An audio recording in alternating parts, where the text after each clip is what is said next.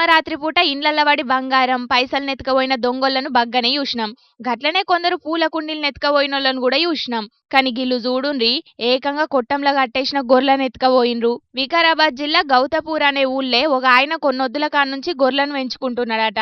ఇక రోజు లెక్కనే వాటిని మేపుకొనొచ్చి ఇంటి పక్క ఉంటున్న కొట్టంలో ఇడిచిపెట్టి దానికి తాళమేసిపోయిండట. ఇక మరి ఈ దొంగోళ్ళు ఎప్పటికెంచి గొర్రెల మీద కన్నేసిండ్రో ఏందో గాని అర్ధమరాత్రి పూట నల్ల కారేసుకొని వచ్చిండ్రు ఊళ్ళకు. ఇక ఎవరన్నా ఉన్నారా లేరా అని చుట్టూత రెక్కి వేసుకున్నారు. కారును కొట్టం పక్క వంట ఆపుకొని అందులున్న కొన్ని గొర్రెలను కార్లు వేసుకొని పారారైన్లు గిట్లా.